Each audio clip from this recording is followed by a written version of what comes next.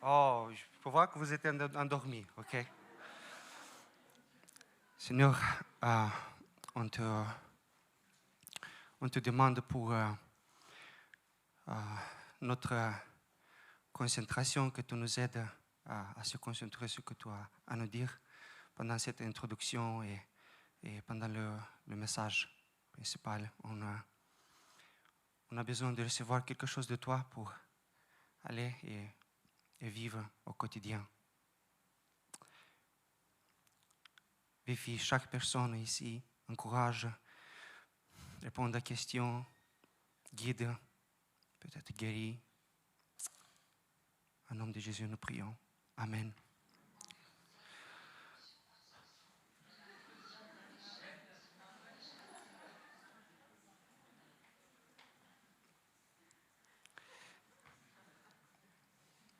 Je vais vous raconter une petite histoire. Qui d'entre vous ici a voyagé avec un train avec les lits? C'est? Ok, quelques personnes. Bien. Et vous savez, quand vous fermez, comment s'appelle ça? Chambre, compartiment? Wagon. Dans un wagon, il y a plusieurs compartiments. Hein? Shit, ok. Il y avait une personne en bas qui essayait de dormir et la personne en haut, tout le temps disait « Ah, j'ai soif, je ne peux pas dormir, j'ai soif. J'ai peu de soif. » Et à un moment, cette personne, tellement fatiguée, a dit « Je veux aller jusqu'au resto pour acheter de l'eau. Je vais le donner à boire parce que je veux dormir tranquille. » Vous connaissez cette histoire? Non? Et du coup, il est allé jusqu'au wagon où il avait le resto, acheter de l'eau, l'amener. Et cette personne a bu les 2 bouteilles, était rassasiée. Et la personne en bas a dit, enfin, je vais dormir bien, tranquille. Mais après ça, il ne pouvait pas dormir parce que la personne, après qu'il a bu l'eau, il a dit, ah, j'ai eu tellement soif, c'était horrible. C'est dur de croire à quel point j'ai eu soif. Bien. Souvent, on parle de choses qu'on doit oublier, on ne doit pas le répéter. Et on dérange les autres autour de nous. Mais ça, ce n'est pas le pensée que je voulais partager avec vous ce matin. Je veux lire un verset, un Proverbe 21, verset 1. Si vous avez le meilleur livre du monde avec vous, tablette, téléphone, les pages. Le cœur du roi est un simple courant d'eau dans la main de l'Éternel. Il l'oriente comme il le désire. Le cœur du roi, c'est comme un courant de l'eau dans les mains de l'Éternel, qu'il peut le directionner, orienter où il veut. Cette personne qui a écrit cet proverbe, il était un roi, s'appelle Salomon. Et Salomon a eu un père aussi, qui était un roi, David. Cet livre, je vais me permettre pour dire pour un petit moment, cet livre est rempli d'exemples de rois, de mauvais rois, de bons rois, qui ont pris des décisions énormes pour le peuple juif. Mais j'ai pensé à tous les rôles, les responsabilités d'un roi, l'impact que peut avoir un roi. En gros, le roi, il a l'autorité suprême. Et Salomon, cet roi, il est remarquable dans les yeux de Dieu, parce que Dieu était impressionné par sa prière. Quand Dieu l'a dit, je peux te donner tout ce que tu veux, Dieu était impressionné qu'il n'ait pas demandé l'argent, la femme, la fame, hein? La gloire. Il n'a pas cherché ça, mais il a cherché la sagesse et Dieu a beaucoup aimé cette prière. Et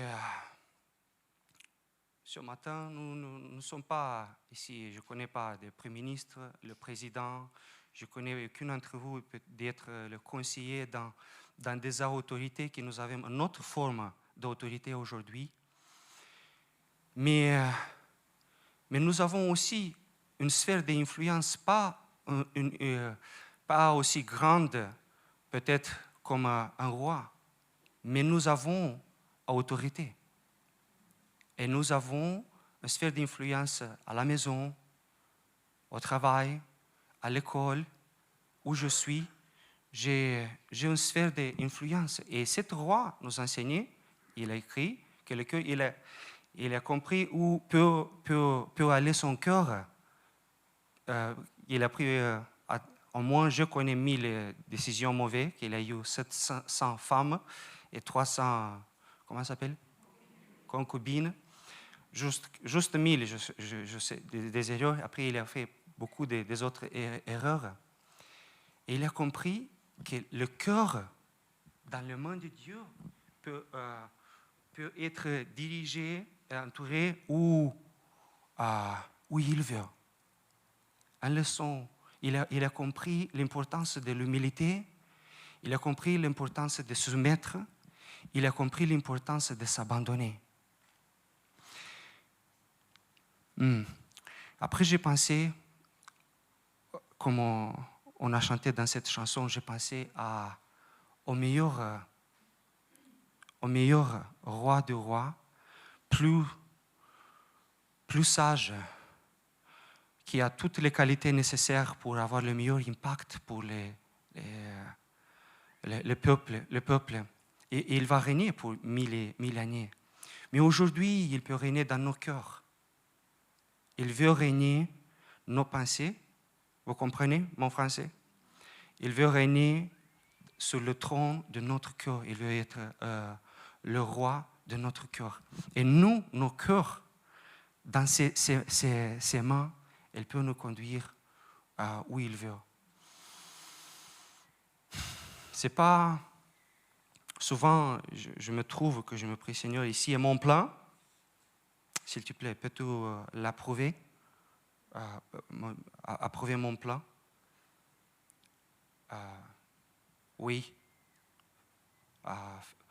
Je veux te, Oleg Ciobanu, je veux reconnaître ton projet de loi. Je l'approuve. Peut-être que son projet de loi, projet pour moi, pour nous, est différent de celui que notre. Laissons nos cœurs à lui de nous diriger.